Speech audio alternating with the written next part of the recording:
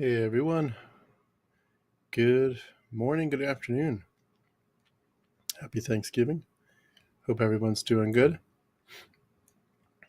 And if anyone's in the live stream, if they could just confirm if I'm coming through okay in terms of my audio. I had some issues with it before and hoping it's all good today.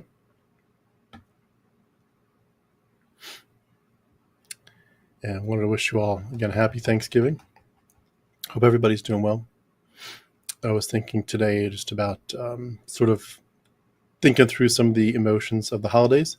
So I thought I'd talk through that with everybody and see if anybody wants to chime in with a few comments here about it. But again, I'll check here to make sure that I'm coming through clearly. So if anyone's in the live stream with me today, if you could just let me know if you can hear me okay.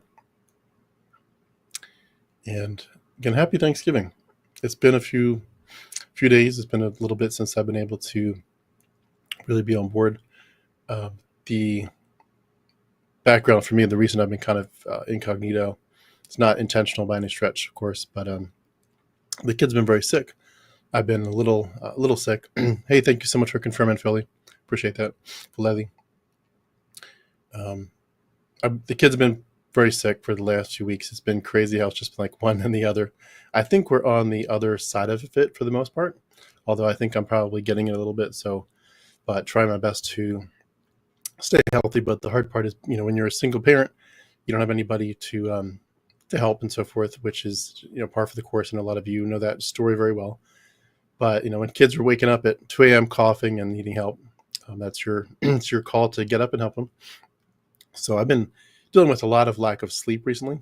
So again, really apologize for being out of the loop. But I'm trying my best to get back in the swing of things. I'm also excited. I think I was telling some of you that I've been working through sort of what I would call the workflow changes I'm making behind the scenes to change the way that I do some of the monologues. And I would say about 95% there, which is really exciting for me, at least for now. I'm sure there'll be some changes down the line that'll come, but looking forward very much to seeing how some of that's received. And I think some of the changes will be easier for people to enjoy the content that's coming in shorter bites. But anyway, I just wanted to say thank you all so much for your patience with me, especially with trying to take care of the kids. They're obviously, they come first, but it's frustrating to not be able to be plugged into the community a lot. So see here a few quick thank yous or a few quick hellos and thank yous from people. Thank you so much. Really appreciate that. Hey Shannon, happy Thanksgiving. Hope your cooking goes well. Thank you. Kids are getting better. We've had rhinovirus, the flu, and walking pneumonia. So the other one had a bunch of coughing, so probably something in there. So hopefully they're all better. It's mostly just me at this point that needs to be caught up either on the getting over whatever sickness I might have or just catching up on sleep.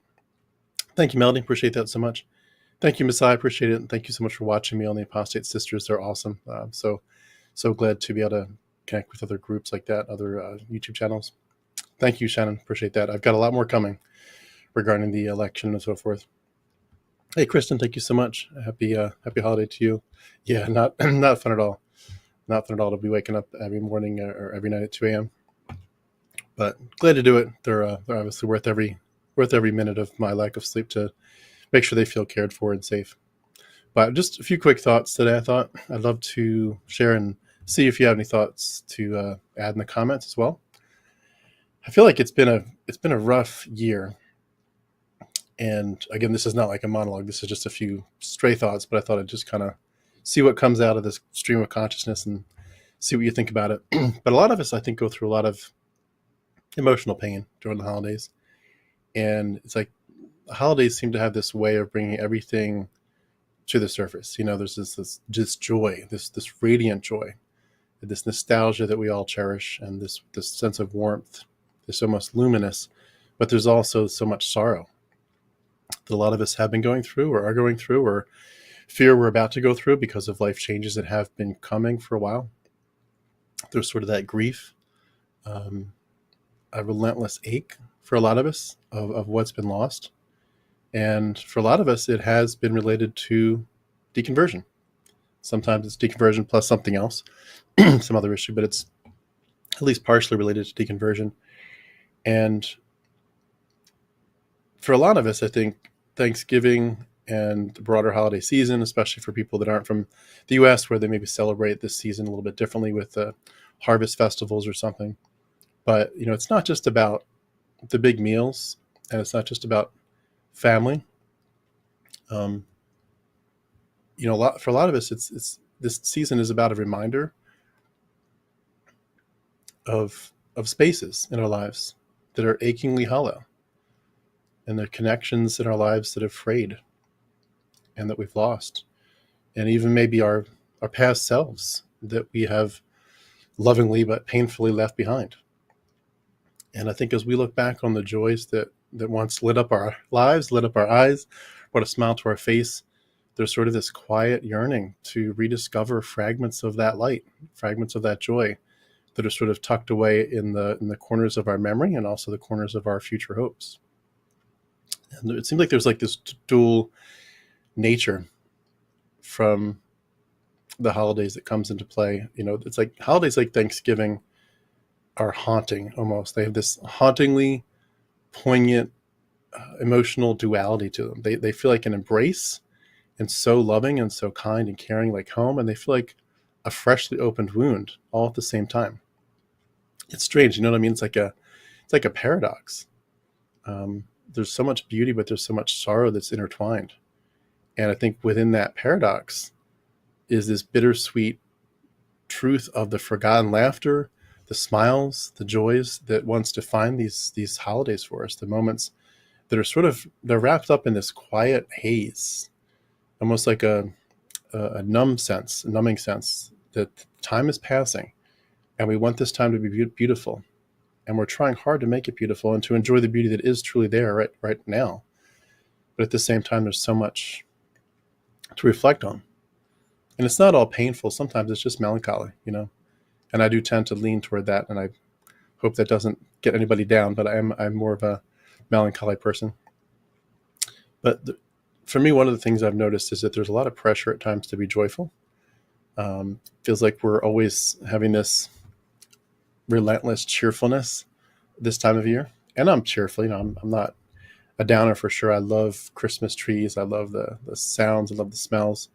But, you see social media, especially these posts of everybody smiling and these gatherings where everything is like, gilded and large happy families and perfectly roasted turkeys and toasts around the table. And when, for those of us when your reality doesn't match that image, it can feel devastatingly isolating. Sort of like a silent elegy. It's like you've lost family members, you've lost friendships, you've lost faith communities, and the cheerful expectations that you have of this time of year can sort of turn into this glaring spotlight of absence. It's highlighting what's missing. And in the quiet spaces where you can kind of get back to yourself and just be like, I'm just going to take some time for me, and the pressure lifts a little bit, you might almost catch these glimpses of those forgotten joys. Your favorite song, or maybe it's a memory of a simpler time, a simpler Thanksgiving, the warmth of some old tradition waiting to be remembered. For me, one of my favorite memories as a kid is just the cooking. I grew up in a house where my mom was a great cook, and we were always helping her. We would do the forgotten cookies, the white chocolate chips with the meringues, where you can stick them in the oven overnight and wake up the next morning and they're done. We have a homemade chocolate fudge recipe that's been passed down, and I loved making that. And just a lot of other things, of course, decorating the tree. My mom would play the piano. We had a piano in our house, so she'd play the piano. And that sort of bittersweet nostalgia comes into play. It's bringing these tender, almost fragile memories to the forefront. And you find yourself maybe even transported to childhood Thanksgivings, remembering the way, even like almost like you can taste it, like the way your grandmother's buttery pie crust tasted for the apple pie, or when even everyone gathered around the table and it was just like, this is our family. This is the safe place. But those memories, however sweet they may be, they can really hurt when they're colored by the raw inescapable truths. The knowledge that you'll never return to that world, or that those people you shared it with no longer are present in your life. And it kind of feels like standing in the shadows of things that were once beautiful and brilliant, like a song that was amazing, and you can't even remember the tune anymore. And there's a certain solace in remembering those moments of times when our joy was somewhat unburdened, but they feel like distant echoes, and they remind us of the richness that life once held, and we just hope that it can be held again. But at times it feels like it's going through our fingers. Estrangement and its emotional toll for those of us who've stepped away from Christianity or from a close-knit religious community. The estrangement can kind of loom like a shadow. It's large. It's over your whole life. It's unyielding, especially during the holidays. And it can feel like you're walking through a garden where the flowers used to bloom and they don't anymore. And I feel like in that quiet loneliness, the memories of these celebrations that we shared, the laughter maybe of your siblings, your parents, your cousins, your friends, this unspoken comfort of tradition, it sort of lingers in my mind, my heart, as a testament to the joy that once was. And I'm trying to reimagine it. And it's like the joy is waiting on the other side of the door, and it's just waiting to come in, and you don't quite know how to get it started. I think for a lot of you, I would just want to reflect on and wish you well with the pain of rejection that does come at this time of year. It's maybe already there the rest of the year, but it just feels more painful. When your family or your parents or old friends, they view your deconstruction, your life change, as a betrayal. The tension that comes as a result can be piercingly sharp. And it's like this, sometimes my kids will play a song or something, and some songs that they like just happen to be the most annoying. So I'm like, oh, please, I don't want to hear that. But they just love them. I think of that movie Trolls. You've seen that one? There's some songs in there that are pretty cool, but there's some songs just like, oh, please stop. But it's like a song that just won't stop. And you want the pain to go away a little bit.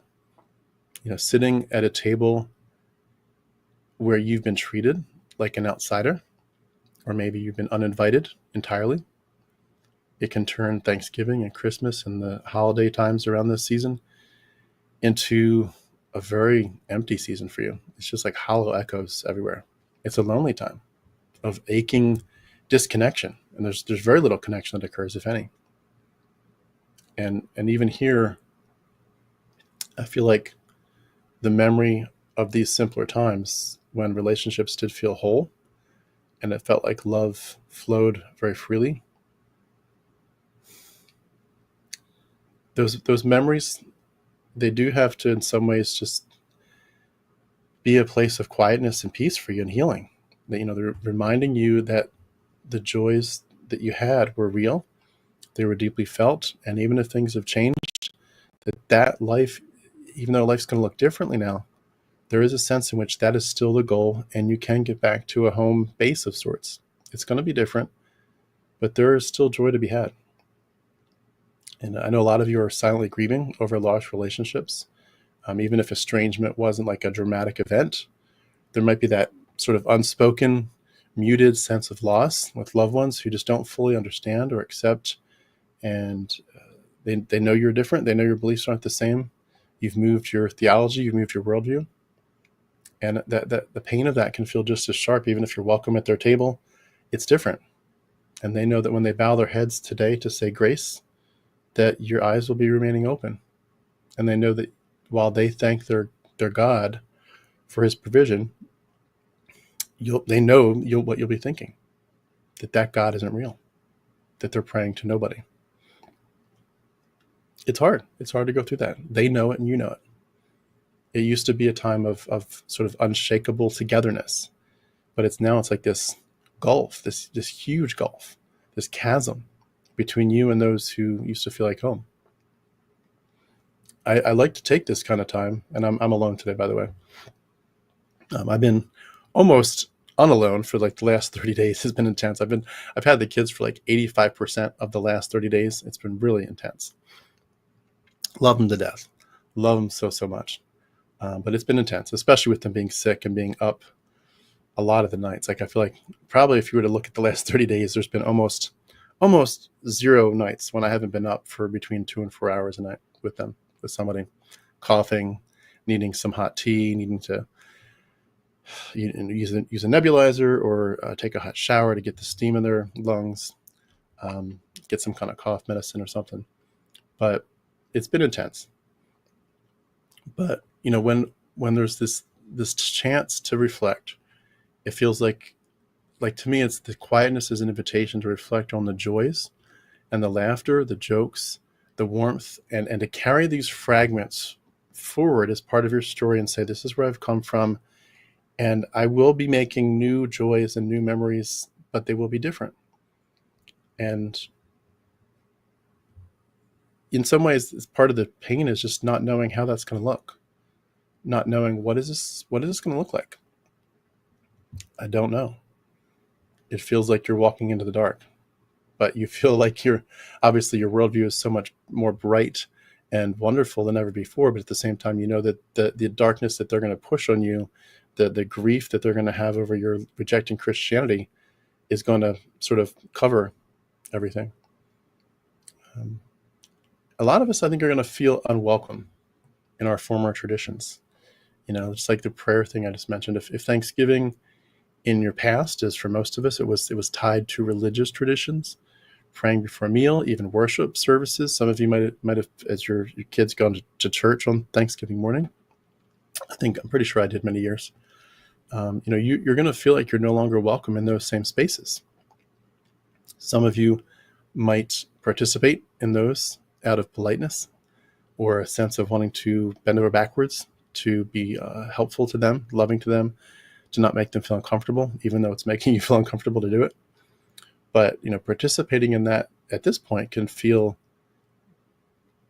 very inauthentic, achingly inauthentic, and leave you sort of caught between this crushing obligation to just like, oh my gosh, I'm done with this life of Christianity. This is so stupid.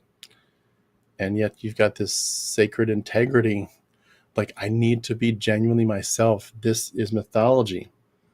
I need to be done with that. I need to be myself and act like the real me. I don't have to hide. But they kind of imply you do have to kind of hide. And there's this unyielding tension. It's like a stanza of a song that's just like, it's broken.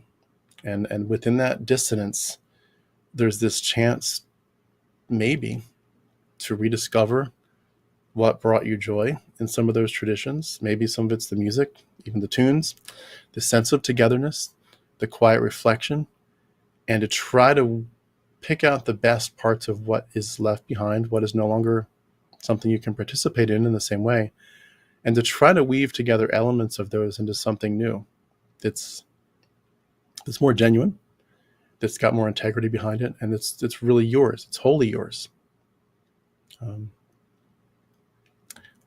I think a lot of us are going to have to go through a lot of mourning on the holidays for the next few years.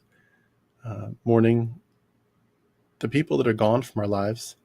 I don't just mean the people that have necessarily actually passed away, but the people that have passed away in the sense that we're just not close anymore because of this. Losses are sort of felt most deeply during the holidays and birthdays and things like that, anniversaries. And Thanksgiving reminds some of us of loved ones who've passed away. Tables that have empty chairs that are not really going to be filled, even metaphorically.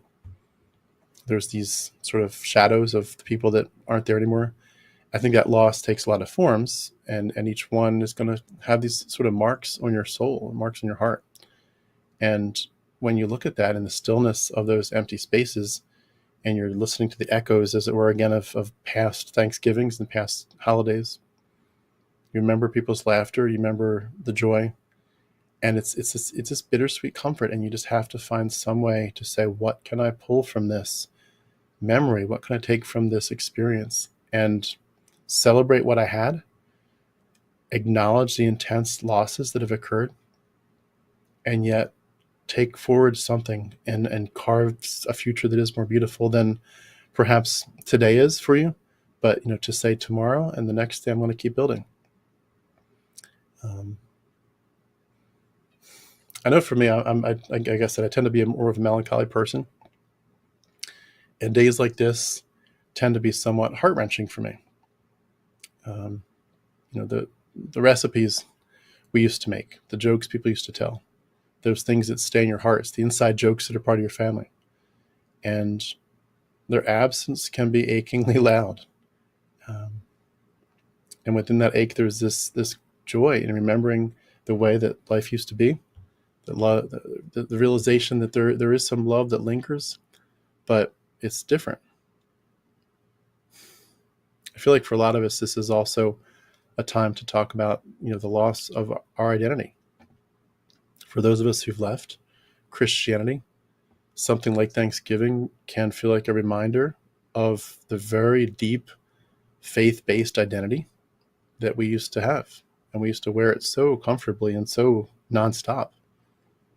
It was like our familiar song. It was who we were. It's that tune that's just in your head all the time. It was us. And sitting down to a meal could bring flashes of the gratitude and prayer that you used to offer to God. God, thank you for this food. Bless it to our bodies. Make it, use it for the nourishment of our bodies to your glory. And now we're left asking ourselves, how do I rebuild my life without those structures? And what does this day mean to me now?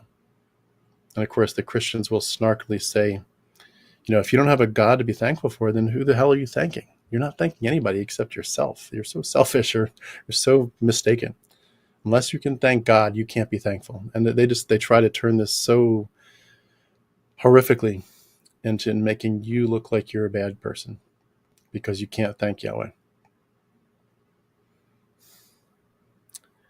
As I reflect on a lot of days like this, and I rediscover sort of those quiet joys, but aware that it's all changing, and I'm basically creating a new meaning. I'm creating a new meaning to these days, a new meaning to myself, a new meaning to the holidays, that I'm going to have to go step by step through this process. I'm going to have to cope with the pain, and I'm going to have to figure out how to make the best of it. I think for a lot of us, and this is something I hope that you can take away from some of what I wanted to share today. I'm kind of wrapping up a little bit, but holidays don't have to be all or nothing. They don't have to be completely joyful or completely sorrowful. They can really be a mixture. They can be a mixture of both. And there's sort of this sense of grace to yourself, not salvation grace, just being patient with yourself and gracious to yourself in accepting that this can be a time of both joy and grief. These contrasts are going to have to coexist. There's going to be light and shadow in the same painting of your life today and in the holiday seasons. And in those in-between spaces, you do have a chance to reconnect with joys that may have slipped away unnoticed. But in part, some of what you have to do, some of what I have to do, is to almost name the pain, give yourself permission to acknowledge the hurt. You don't have to fake it till you make it. I know a lot of us feel like we have to, but we don't. And we don't have to put on this mask of happiness. Recognizing and even naming our feelings, this raw grief, even this simmering anger at times, certainly a piercing loneliness.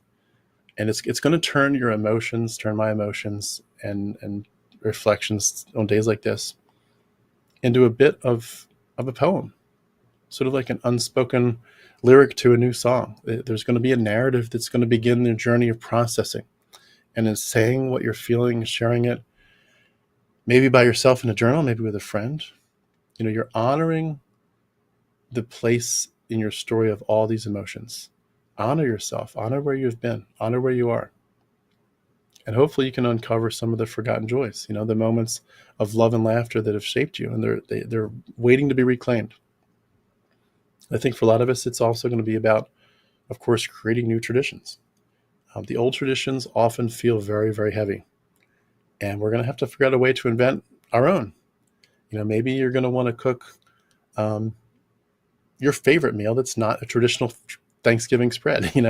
Pick something different. Maybe it's lasagna today. Maybe it's pizza. Who knows? Maybe you're going to invite some friends over who are also feeling disconnected. I mean, you're free. I'm free to define what this holiday sacredly looks like and turn it into something of your own making. And I like to think, again, I think of life a lot, like a lot, like nonstop. The worldview structure that I have in my mind of my life and your life is that it is a poem, it is a song, it is a story. You are you're a storyteller, you are a poet, you're a singer, and you're singing your life every day. And so it's time to turn the lyrics of your life into new verses, into new stanzas. And as you create those new songs, those new poems, you kind of find yourself taking those old joys, but rediscovering them in ways, in unexpected ways. Maybe there's a new song, a literal new song. Maybe there's just moments of quiet connection. But as you do this and you reach out to other people, and as you're saying to yourself, isolation is just going to make this holiday pain more intense. As I reach out to other people and share my feelings with them, and at least even if I can't physically connect with loved ones, having a soulful, heartfelt conversation, sort of sharing, as it were, again, the lines of your personal poem to remind yourself you're not alone. And your ache needs to find a voice. And when you find that voice, you sort of stumble through the warmth of being understood and saying, I need to find comfort in this hard time. Going back to the idea of Thanksgiving, and I know there's people that would listen to a channel like mine, and they're maybe either in the UK or somewhere else where Thanksgiving is not their holiday, or maybe you know enough about the origins of Thanksgiving to know that it's part of colonialism and that there were some incredibly horrific abuses that occurred in that context. But we can still practice gratitude, and we can still be thankful. Gratitude is so critical to our healing. It doesn't have to erase your pain. It's okay to hold space for your pain, but it's also okay to say, I want to find moments that shine. I want to, we're not saying I want to say that sorrow is not present, but I want to say that alongside of it, almost like companions walking on the road, is a quiet strength that I have. And as we practice gratitude, these joys, again, it's so many metaphors that I think of in my life, but for so much of it, it's like a flame, and you feel like you're at seasons where you're a bonfire, and there's other seasons where it's just like a crackling fire of the fireplace, real nice and slow and even. Other times you're like barely an ember, and other times it's just like a few flames. But you're trying to find these flickers of joy, and you're trying to make them glow again, soft but steady. And for a lot of us, that's the name of the game, is finding ways to grow that fire, to make it burn brighter. I do encourage people to limit they're like the triggering situations. And I'm stating the obvious here, but try your best if you can. Give yourself permission to opt out of certain things if they feel unbearable. Setting boundaries during the holidays isn't selfish. It's about self-care and self-preservation. And the act of saying no can be, as it were, the first word of your new chapter for yourself, where you're creating boundaries and you're finding space to make your new traditions. I think a lot of it is also just trying to find meaning in the bittersweet stuff. So much of my life as a Christian was wrapped up in the word paradox, and that was mostly because of the musical artist Michael Card. I'm sure some of you know that name very well. Michael Card talked about paradoxes a lot, and my journey with Christ, as it were, became filled with this sense of paradox. And that was in many ways a way of masking cognitive dissonance, ironically. But paradox was the name of the game. Paradox was the sense of saying, life feels out of control, but God is completely in control. I feel alone, but God is right next to me. I feel like I'm in a storm, and God calms the storms. Even theologically, God is fully man. Jesus is fully man. He's also fully God. How can he be both? How can God die and yet God dies? And then he's born again. The paradox is, it became a source of beauty to me. But despite the fact that I'm no longer a Christian, there is a paradoxical beauty in the bittersweet moments of life. I mean, the ache of missing someone you love, or even of situations you used to have in your past, but that ache of missing that is a testament to the unshakable depth of your love. I mean, think about if you wrote a poem and you worked on it, and you come up with some great line like, oh, that just expresses it so well. And you're like, that's me. I came up with a line that just expresses my life and my heart so well. And you you read it to somebody else and you explain it. And even after you're done talking through it and sharing it with them, that one line, even that one stanza, that one line, it just, even after the poem ends, that one line lingers. That longing for connection. Do you all know the word Sehnsucht? Sehnsucht? Sehnsucht is spelled Schn Sucht. Sehnsucht is a German word that means intense desire. It's almost untranslatable, but that's basically what it means. Intense desire. You need to have a way to take your Sehnsucht, your overwhelming, intense, passionate desire that's almost bittersweet, that's unbreakable and yet melancholy. And you need to find a way to write your poem, your story. The longing for connection, the longing for that beauty reminds us of how deeply we're wired to belong. I mean, we need that connection. We need people in our lives. And I think in the quiet moments of holiday pain, we need to find ways to find these subtle glimmers of resilience and hope, and create, as it were, again, if it's all poetry and music in your head, as it were, of your life, create some really soft, beautiful music. But even if it's unexpected, create it. Give yourself that safe place. I know I do. I am constantly trying to carve out emotionally safe places for my spirit to thrive. And I don't always know what that looks like, but I'm trying nonstop. Learning to live with the ache means embracing it as part of your tapestry. It is a thread that weaves sorrow and beauty all into one big, beautiful work of art. And through that tapestry, the joys that we thought were forgotten, they sometimes reappear, but you don't always notice them at first because they look a little different. They're fragile, but they are enduring reminders of life's capacity for renewal. It's funny, I've been reflecting a lot on ironies of Christianity. And and I'm going to eventually do a monologue on it, but one of the things that's fascinating is that even though we know that resurrection is not real, and we know that having a second life is not real, when we embrace some of these worldview dynamics and life dynamics and just relationship dynamics and really understand what's been going on and figure out a path forward, in many ways, a lot of us would say, I am becoming born again. I am resurrecting my life. I'm starting life 2.0. This is as close as it gets to resurrection. This is as close as it gets to being born again. This is as close as it gets to a new life. This is as close as it gets to being dead and then rising again. And you'd think that Christians would celebrate that. Yes, that's your resurrection. That's your life. It's all in this particular life from age 0 to when you die. That's your period when you have death and resurrection, not after. But it's ironic that they would mock you for that. They want resurrection so badly, but only as they define it.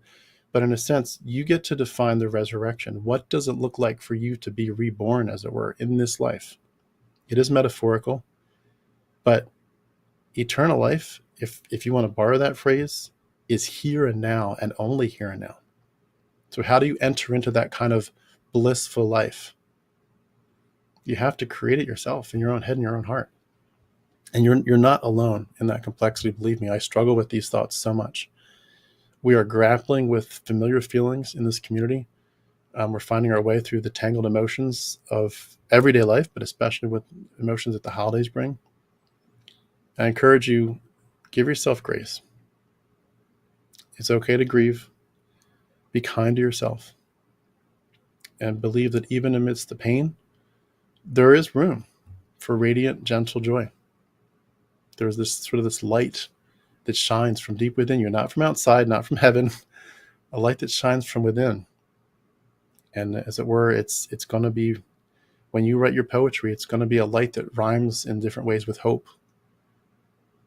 And I think, that quiet desire for what lies ahead, to say, I don't want life to always feel like it's up ahead. I want to be present, but I also know that I have to build healing. I have to build a sense of stability. I have to figure out who I am, my identity more than ever. That in some ways life is up ahead. There's a better me that's coming. There's a stronger me, a healthier me, a part of me that isn't as triggered by life, that is just able to enjoy every day and be more present.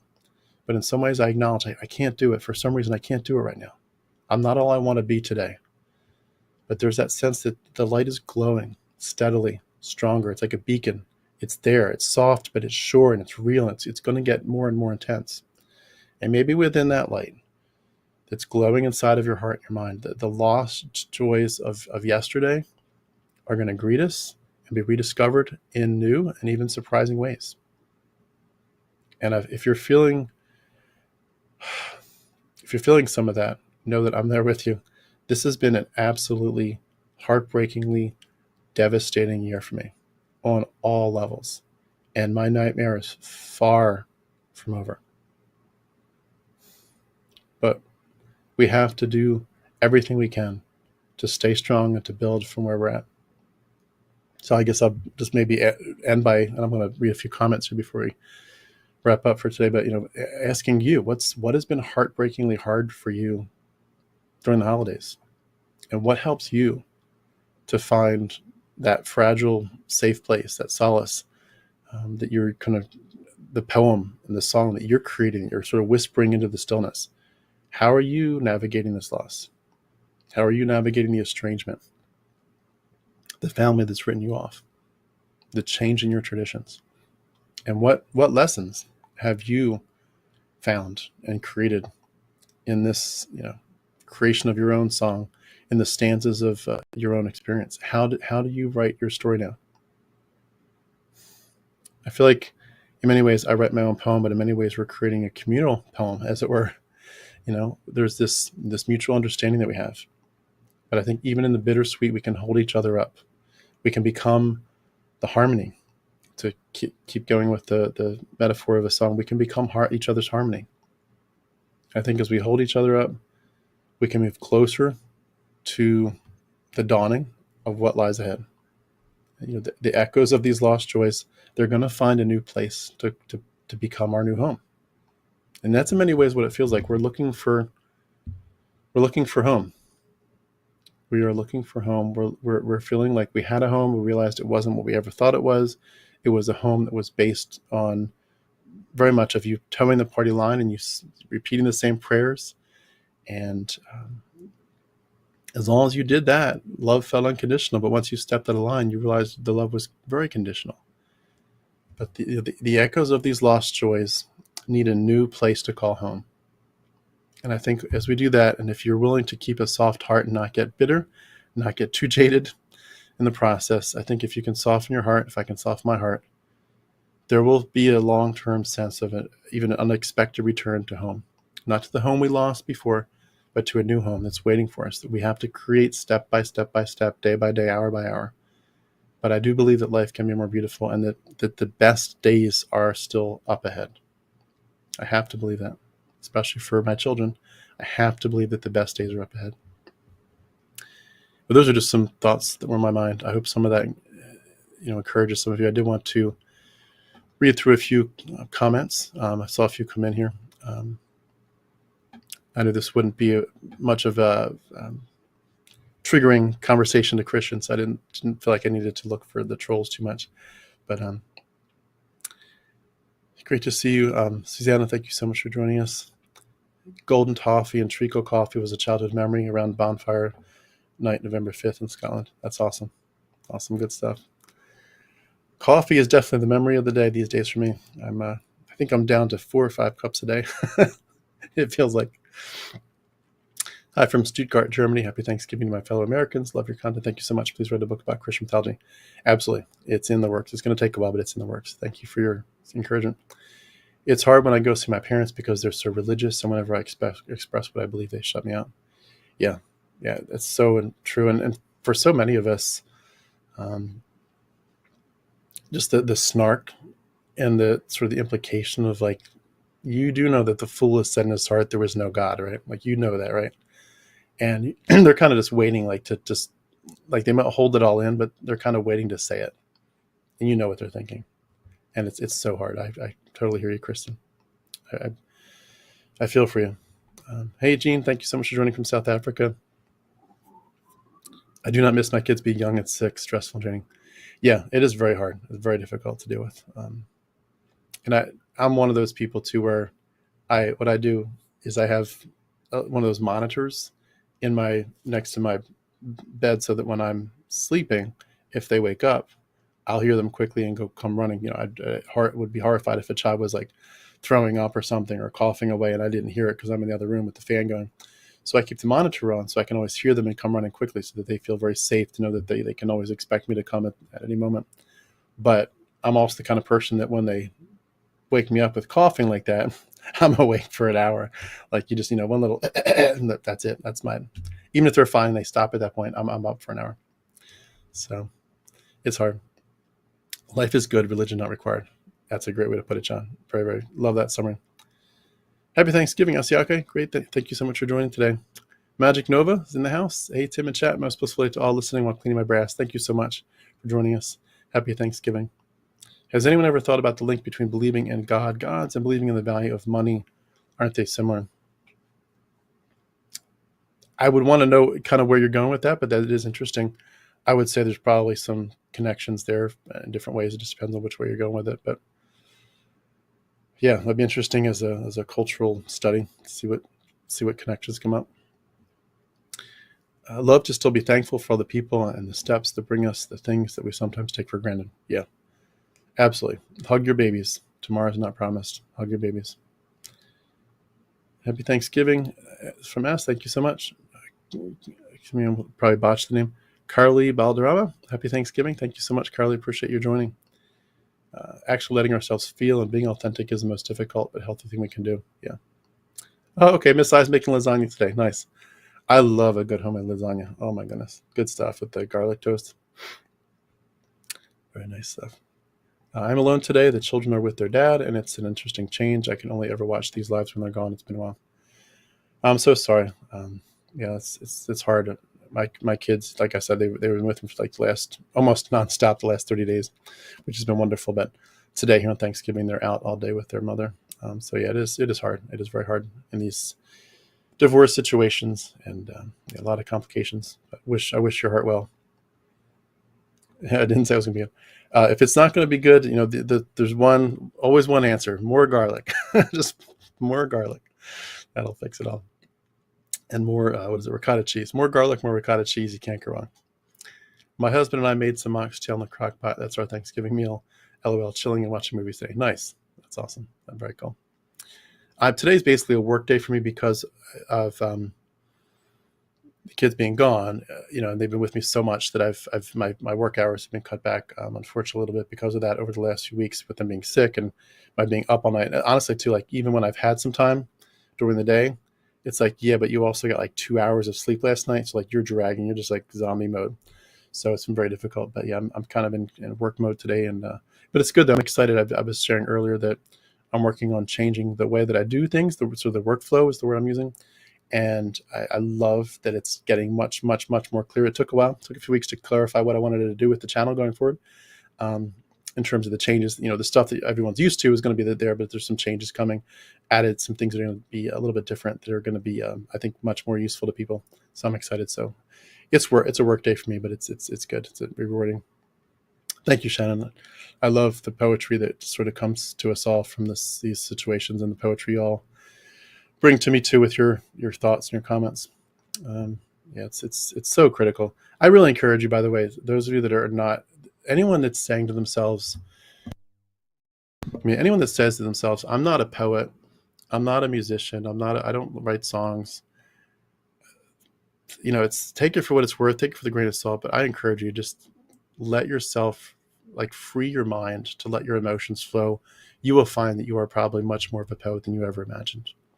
And stream of consciousness, I've talked about this before, but stream of consciousness has radically changed my life. Just, I don't mean to sound self-centered, as if anything I come up with or anything you come up with is going to be golden. It's not. But get a recording, app on your phone or something, and take a walk and just start talking. Start talking. Talk about everything that you're going through, and you will find yourself peeling back layers of the onion, and eventually some of those layers become very poetic. It's very intense, and you'll realize, wow, what the hell's going on level 15 of my heart. But it comes to the surface eventually, and I love it. It's a beautiful part of the journey. Flickers of joy, yeah. Hope for it. It's interesting. Have you all seen the what is it, Hasidic Judaism, Hasidic Jews and very Orthodox Jews, how they when they're reading they've got the Torah maybe, and they've got the Torah verses on their arm, and they've got it put up here, and even if not, they'll go back and forth. Do you all know what that is? Have you heard of that? It's called shuckling. You know what shuckling is? I know some of you do. What they're doing is they're representing a flame. They're going back and forth, with the book in front of them. They're representing a flame. They're shuckling. As much as I obviously don't appreciate the mythology behind the worldview, I appreciate the fact that every single day they spend hours saying, I will be a flame. My life will be a flame. I can take something from that. Am I still close to my mom and siblings? I'm very close to my mom. My siblings, has been a little bit different. But with my mom, I'm very close. Yeah. My mom and I've always been very close. I was born on her birthday. So I was her birthday baby. We're the only left-handers in the family. We were the only ones that spoke French. She took French in college. I took French all the way through college, and so we'd speak French at home. A lot of similar things. She was always crocheting. I was always crocheting and knitting. She was playing the piano. I was always, at least when I was younger, trying to play the piano. She was always making beautiful meals. I loved to make beautiful meals. I loved to cook, things like that. She was always gardening. I loved to be gardening. So there's a lot of ways in which she and I are very, very similar. And as much as there's the distance because of the deconversion, obviously, she doesn't appreciate that part of my life, but she certainly appreciates me. And she's said more and more and more in recent years that one of the things she just loves about seeing my journey, despite the deconversion, is that it has made me a much better parent. She's acknowledged that. She's like, this process has made you a more loving, caring, concerned, aware, sensitive, gentle parent than ever before. Like, this is taking you to new levels of parenting. And I appreciate that she says that. She acknowledges that. She obviously, again, wants me to be saved. She would like the same journey to occur because of Jesus, but I appreciate that. And I appreciate, her journey too. She's got a lot of love in her heart.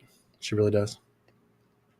I have a sibling up in near her, up in Pennsylvania. I've got a sibling a little bit further north in New York State. I've got a sibling over in Charlotte, North Carolina. We talk, but it's not as close. There's a lot of distance, physical distance that's there. So it's not easy to get together. But I'm hopeful that I can see them more as time goes on and sort of reconnect more and more. We're not antagonistic. There's just, it's just life's busy. Everybody's got kids. Everybody's doing their thing. And so touching base is hard.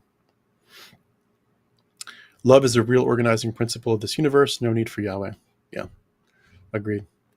I will just add, I don't myself go to the level of saying like that love is some kind of actual force. Love is a choice that we make. But, in terms of the principle of the universe is just as much loving, if we can anthropomorphize, it's just as much loving as it is utterly destructive. It doesn't care what suffocates to death. It doesn't, the universe is indifferent to us. It doesn't care what freezes to death. It doesn't care what storms come and don't come. It doesn't care what, people that eat or don't get food to eat. the universe is indifferent. So it's a choice that we can use, but I definitely I don't go too much further than that with the idea of any kind of universal force. I think that this was the question of Zainzut. Zainzut was something C.S. Lewis talked about, for those of you that read him. Sarah says, interesting, I've always felt out of place, everything and with everyone for the most part. Yeah, Sarah, that's a great thing to explore.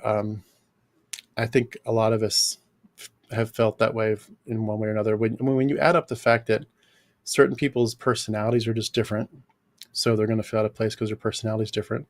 There's certain people that are going to have expectations around them that are different. Maybe you grew up in a family where everybody's watching sports all day long, and you're just like, no, I'm not a sports person. You're going to feel out of place. Maybe you grew up in a home where people are always academic, and you're just like, I can't get better than a C minus. It doesn't it doesn't fit. And then when you look at Christianity, you're either maybe you're too intense and too passionate. I certainly probably lost some friendships over the years as a Christian because I was way too intense. I mean, to me, there was no middle ground. You're either all in for Jesus or you're not. Either he's Lord of all, and the gospel is everything, or it's not.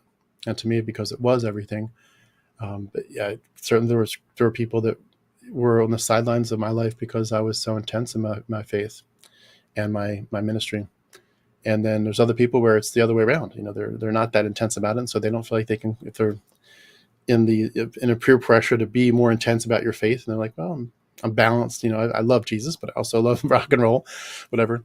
We're all going to feel out of place, and it's weird how that works. And I think high school lends to that being exasperated, where there's cliques and different groups. Are you a good soccer player? Are you a good volleyball player? And well, maybe I am, maybe I'm not. And you can't quite fit in. And we strive to fit in. And then here we are as Christians now, where we kind of all, as adults, kind of land in this safe place of like, yeah, well, if you just go to church and be a good Christian, you've got your place. You're in your place now, and your family, your community is there. Just it doesn't matter if you play sports well or you like this topic. Just go to church and praise the Lord and be intentional about your faith. And that was kind of our home base for a while. And then all of a sudden we've lost that too. And it's like, being a loner is a hard pill to swallow. And I know it very well. I feel like I've been through it enough in different ways at different times, and I've dealt with enough repeated losses that have been not just painful, but bizarre. And I've talked about some of them. But some of the very weird things that have happened to me over the years have gotten me to a point where I feel like I really rely only on myself. But I also know that as much as I see it as probably a fairly healthy choice for me, it can be a choice of being jaded and of being cynical and sarcastic about life. And it's important to not go that way. But I do think there's a sense in which you do have to learn to just lean on yourself and only yourself. We are, as it were, strangers in the night with everybody else, ships passing in the night. And even the people that feel like they're connected with us, we know that relationships come and go and for a season, and they're gone, and we have to simply celebrate what we had while we had it, knowing we will be alone again. It's hard. It's hard to deal with. And for those people who are more melancholy like myself, that can, if you're not careful, that can lead to depression. So please take care of your heart and yourself. Don't let that feeling get the better of you. There's ways in which we can still make a lot of beautiful things even alone. Let's see here. Susanna says, I think an undeniable connection between individuals who make up a family of choice in our hopes and imagined longing. Yeah, agreed. We still have to kind of choose our family. We have our blood family, but we kind of choose our new family, and that's critical. It's a good choice to make, but it's hard. It's a hard process. Yeah, find the embers still burning for sure.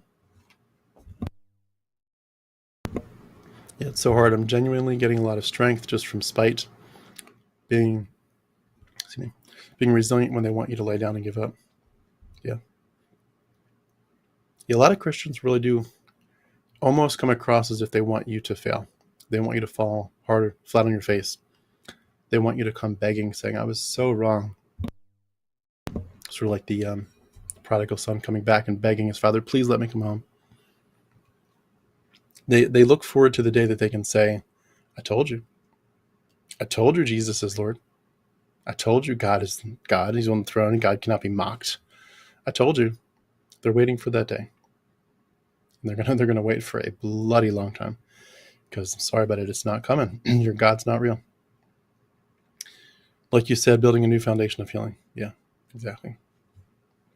I just try to take it day by day. Long laid plans tend to get blown up. Anyway, yeah, for sure. I do. I do think I do that too with living day by day. But I would definitely say I'm a dreamer. I do look forward to bigger plans, and I'm always concocting something on a larger scale. And I would encourage people to at least have some kind of daydreams, if not things you're actually working on actively. Um, it's sort of like I know that this world and this life doesn't mean anything in the end, but I don't live that. You can't live that way. You can't live as if none of it matters. And in the same way, you have to say to yourself, I could have all kinds of daydreams and none of them may happen. I want to travel all the time. I want to be a millionaire. I wanted this. I wanted that. We know some of those aren't going to happen, but you have to live as if they're going to. How do you make them happen? And then look back and say, well, I wouldn't have gotten here if I hadn't intentionally gone out of my way to try. I agree. The lesson is to not let them beat you down and dampen your spirit. Yeah, for sure. Yeah, it's a lot of it's about the voices, the voices in your head.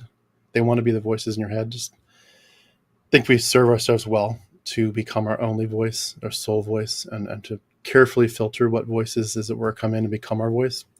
Speak kindly to yourself as much as you can. Speak kindly to yourself. I mean, you need to be safe with your own thoughts and safe with your worldview and safe with your voice. And everything you can do to make that safe for yourself. Make yourself as safe as you can for yourself.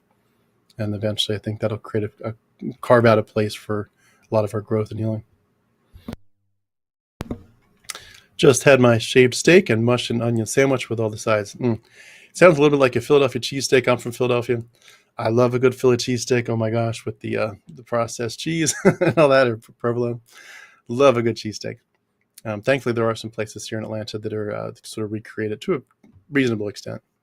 A lot of it's the bread. It's the way they make the bread in Philly and the water, which may or may not be the cleanest water on the planet. But whatever they put in the water in Philly, that's what makes the bread, and that's what makes the cheesesteak. But that sounds good.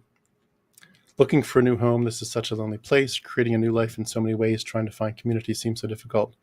So lonely here. Still keeping the loss of my faith a secret. Wow, Sarah, that's an intense place to be. That's a very, very intense place to be, and I'm so sorry.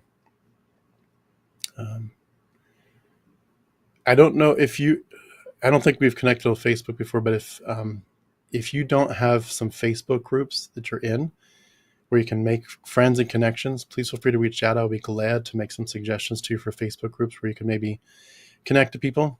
My personal Facebook page is @HarmonicTim. So please reach out to me there, add me as a friend, and I'll be glad to get you connected to some groups. We definitely want you to feel like you've got community people to talk to. And who knows, you might end up even finding somebody, close to you, physically wherever you live, and find some kind of way to get somebody feels like they're on your team. Belky Hernandez, happy Thanksgiving, everyone. Thank you so much. Same to you. Kristen, I'm left-handed as well. That's awesome. Yep, we're the good people. We're the good ones. No, it's interesting though. People have told me that left-handedness definitely has connections to some of the drives that I've had to certain other aspects of creativity and artisticness. I don't know if it's true. I'd be curious if there's anyone that's ever proven that, but it sounds a little bit arrogant to say I'm left-handed, so I'm more creative than you. I doubt it's true, but it's interesting. But it does seem like there may be something to left-handed people have something different about their psychology in their heads a little bit. Not sure. Yep, Victoria, another left-handed person. Yep. Oh, Sarah's a lefty too. Awesome. We got left. We'll have to do a left-handed celebration at some point. Yeah, my mom gets a gold star. Yeah, she really does. That's the paradox of love versus chaos. Yeah, absolutely. Just a few more comments here and we'll wrap up. Carly says, we're Mexican, so my mom will be making menudo today, and I'll be making some mashed potatoes and gravy. Maybe my neighbor can give me a piece of turkey. Yeah, awesome. Very cool. Very cool. My kids love, speaking of Mexican, my kids love the, what's that Disney movie that's, oh, I can't remember it. The one where we don't talk about Bruno. Anyway, they love that movie, so they get some exposure to Hispanic culture. No need to be jaded. There's healing underneath. Yeah. There's a lot of reasons to be focused on the healing and not be jaded, and also to say that there's a lot of danger to being jaded, where you can Encanto. Yeah, thank you, Sarah. Thank you. They love Encanto. Yeah, there's so much danger to being jaded when you get to the point where you say, my heart is going to be, I'm going to put up walls. Even like the thing of romantic relationships, to say, oh, you've been beat up, you've been hurt. Like I remember, I've shared with y'all before, so this isn't anything new, but I had that experience where there was this girl I dated while I was here in Atlanta. She was down in Florida. We met on eHarmony, and we dated for 12 months. It was just beautiful. Every day got better. And 6 months to the wedding, just got better and better. 1 month to the wedding, we're in premarital counseling. She tells the counselor, Tim treats me so good. He treats me better than my parents have ever treated me. This has just been slow and steady and beautiful across the board. Like this is the years the locusts have eaten of being restored by God. And she goes back to Florida for one last month to prepare for the wedding. I go to work the next day and I come home to an email that says, I'm ending everything. Please don't call. Please don't email. I will not answer. I will not explain it. And a month later, she married somebody else. And I mean to tell you that'll mess with your mind. That'll mess with your heart. But, when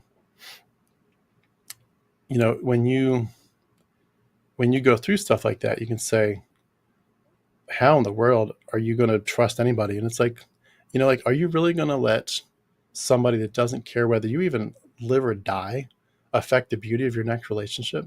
Someone that doesn't care how you're doing, someone that's like, I don't need to know that person. I don't need to talk to them. They don't care one bit about you. There is the beauty of love and romance and affection and eroticism that's just out there. Somebody that's really amazing. You're going to let someone that doesn't care if you live or die or rot, doesn't give 1 minute's worth of their time a day to you, you're going to let them keep you from the beauty? Don't get jaded. Don't get jaded. Be a hopeful romantic. And I mean that both in the romantic sense, but also just of life. Be a hopeful romantic. Like life is beautiful.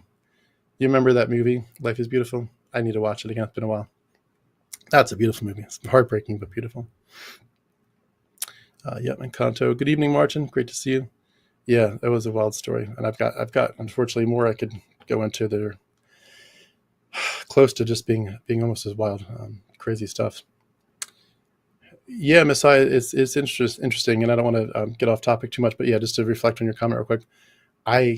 I don't know that I hold a high view of everyone, but I certainly hold a high view of the idea that there is someone out there for me someday, and that that people can treat each other right. And honestly, I just know my heart I know it would make my heart thrive. I know I can make my own heart thrive in and of myself, but I know that if to love and be loved, to respect and be respected, to care and be cared for, to have someone to dance with, literally and physically and metaphorically, to have a dance partner, and to have someone that just says, I can't believe I've been looking for you for 30 years. Where have you been all this time? I can't believe you're here. You're here in my life. You're finally here. I will never let you go. I love you to death. I will spend the rest of my life just trying to bless your socks off. I have to believe that that's out there, and that there's someone who would appreciate that, my sending that message to them as well. So gotta hope. And if I'm wrong, and if it's a solo trip for me from this point on, it is what it is. I will bless my kids in every which way. If that's all that's left for me, is just to spend my life giving them the best of the best of the best, and hopefully bless the community. If that's the beauty, the high point of my life, that is still a worthy life to me. So, but I will still hope. I will still dream. I will still ache. Has anyone read the poem or listened to the song of the poem Desperata? That sounds really familiar. I want to say maybe, but I don't know for sure. I will look it up though. I will look it up as soon as we're done here. Yeah, life can be cruel. Yeah, there can't be a good God. Yeah, it's amazing. Although that situation with the romantic relationship I talked about there, that illustration, even though that did not lead to my deconversion in any way, there were enough of those kind of scenarios in life that make you just think the idea of pursuing God's will was irrelevant, because you're going to pursue his will, and he's going to make it clear and say, I'm going to truly make you sense, I am opening doors. I am healing. I'm restoring the years locusts have eaten. I've had a plan this whole time. Like, oh, I can rest. And then bam. It's like, shit. Like, come on. If this is what pursuing God's will looks like, something's up here. Something's really up. So anyway, it definitely changes your perspective on God. Elijah Josue, thanks so much for joining us. Happy Thanksgiving to you too, very much. Dating is mainly about looks, but people are honest about it. Yeah, I mean, I'm of the impression. Speaking of that world, I'm of the impression that it just hits you. It just hits you at some point, and I don't mean to say that you can't still be deceived or deceive someone else. I just mean like I think it's worth just that long waiting game of saying I'm at peace with myself. I'd rather have peace than someone else that's here to waste my time or to not care about me or disrespect me. I'd rather be peaceful in my own head of my heart and just use my time wisely to create poetry and songs and bless the world as much as I can. But to say when the right person comes along, they'll look at you and say, oh my God, like, where have you been my whole life? Like you are like, I don't believe in soulmates in the truest sense, but I do think that there's some sense that the right person is just going to say, you're going to feel like you're truly best friends. Not immediately. You have to be careful about red flags. If somebody feels like your best friend after 2 days, there's a problem. But over slow growth, so you have time to see the red flags. Slow growth, so you have time to just build carefully. But eventually, just like, you really are my best friend. You are my absolute best friend, and I love you through and through. I have to believe there's someone that would look at a life like mine and say, this is what I've been wanting my whole life, and hopefully I can find the same thing. I have to believe, and I do hope. So, is there a right person if love is a choice? I don't know. I sort of live as if there. I think there's no such thing as soulmates, but I kind of live practically as if there kind of is. If you get my drift, but I don't know. It's a good question. I'll dwell on that one. I got that door slammed at me at the last 2 years. Yeah. It's hard when you have that experience, both in terms of the practical experience, relationship wise, romantically, whatever, but also with God. You're like, if you're still in the context of a worldview that says God is in control and doing something amazing in your life, and then it just blows up in your face. It's like, God, what's the point? What's the point of saying, God, guide me, God, open doors? What is your will? Oh, there it is. Thank you, God, for giving me peace about this. Peace that passes all understanding. Bam. And it's like, that's not worth it. That's just like a false peace and a false sense of, oh, I'm home, I'm safe. No, you're not. You're not home and you're not safe. You're about to have the rug pulled out from under you. You realize that perspective, that very simplistic perspective of Christianity is just another form of manipulation. So, hey, Robin, great to see you. Thank you so much. Happy Thanksgiving to you. And I really want to think soulmates are real. Yeah, I don't think the actual real in some metaphysical sense, but I do think it's important to hope. I think it's important to not get jaded and too calloused and put up your walls too much. Yeah, romantically, man, slammed. Oh, Shannon, I'm sorry. That's painful stuff. I hope good things for us all. It sounds like a lot of us have had a really, really rough year too. It sounds like we need to hope for a better 2025. But I'm hoping it for you all, for myself as well. I think the best partner to have is an imaginary one. You never get disappointed. Yeah. I'm going to, what is that? Pygmalion. I'm going to bring mine into real life. If we look like Fabio, that special someone would come to us. Yeah, maybe that's it. I need to lose some weight, and then I'll get the open doors. Wasn't that a poem about life being rush or something? Yeah, I'm not sure either. I'll look that up for sure. I always have this question: do atheists celebrate Christmas? Do atheists celebrate Christmas? I'm going to wrap up after this one. I would say absolutely not, and of course, definite maybe. We don't celebrate Jesus. Jesus is irrelevant to us. Do we celebrate the beauty of a tree with sparkly lights on it? Do we celebrate the love for our families and friends? Do we celebrate giving gifts freely with no strings attached? Do we love celebrating the beauty of the changes of the season, of the sun entering into the darkest part of the years and then changing Do we celebrate the season knowing that spring is coming? Do we celebrate the beauty of a candle and an evergreen tree, the sense of evergreen of life is always growing, life is always present, even when the leaves fall.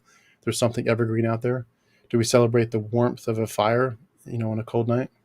Of course. We celebrate so many beautiful things. We celebrate the beauty of having our loved ones around us, and the joy of a child, their eyes sparkling as they open up a beautiful set of gifts on Christmas. Of course. Is Jesus relevant to us? Of course not. So it's a mixture. Some people get so triggered by Christmas that they just have to walk away from it all. I don't, but I get it. But I don't walk away. But there's a lot of beauty to be had and to be created. And if you can take the good, as it were, and leave the bad, I think you'll be a better off person for it. But you have to do what's best for you. But no, Christians aren't, or atheists are not celebrating Christmas in the same sense. I will say there are some atheists who might say something like, there's some good things that Jesus said, like turn the other cheek, or something like that. All kinds of little sayings you can take out of context from the Gospels and say, I still appreciate Jesus. But by and large, most people that I know who are atheists and agnostics would say Jesus is irrelevant. And they're not bitter about that. It's just, I know too much to know that they made up these stories. This is not relevant. It's like saying, do we celebrate Soup Spider-Man? Well, not really. But if there's a new Spider-Man movie that comes out, can we get really excited about it and have a great time with our friends and enjoy the popcorn? Of course. But it's not like we're really celebrating Spider-Man, but we can celebrate, some event that occurs that's really happy and have a great day with our friends. So peace zone, happy day, Tim and Chad. Thank you so much. Great to see you. The other side, I love Christmas, but don't celebrate a fake savior child and a God. Yeah, well said. Well said. Celebrating solstice. Yeah, exactly. We're celebrating the changing of the seasons, the celestial events. It's a beautiful thing. And honestly, when you realize historically that other societies have been doing this already, apart from Jesus, but they've been doing it already in hundreds of other ways. We're collectively doing what humanity has been doing for, dozens of millennia, maybe more. And it's a beautiful thing to say we're part of a long process of people who have been saying, we recognize the seasons change. Let's celebrate. Let's find a reason to celebrate. And if Christmas doesn't do it for you, go back to Seinfeld. You can always go for Festivus for the rest of us. I love Christmas. Yeah, we don't celebrate Jesus. It's funny, as a Christian, I didn't celebrate Jesus at Christmas because it's pagan. No, I don't celebrate Jesus because he isn't real. Christmas didn't change me. That's funny. A little irony there. Yeah, that is really funny. Oh, thank you, Miss I. Thank you so much for your support. I really appreciate that very much. Appreciate everyone's support, and anyone that just feels like they can support the channel. All the ways are beneath this video, including the way that Miss I did here within the actual live stream. Thank you all so much for your support. Really appreciate it. Love yourself and others. Make someone smile today. Well said. Well said. And do the Bruce Willis movie. And what is Home Alone? Well, thank you all so much. I appreciate you so much. I apologize again for being out of the loop a little bit. It's not intentional. Just part of it is trying to be able to focus on the kids while they were sick. But I really appreciate you all. And I'll be back soon with some more stuff. Some awesome stuff's coming. Some monologues are coming out soon. It'll be pre-recorded. So your comments will be more like after the fact, not live stream. But I very much look forward to your comments on that and seeing the direction that goes. I really hope that it makes a difference to your hearts and your healing. So thank you so much. Have a great holiday, great Thanksgiving. I'll talk to you soon. Have a great day.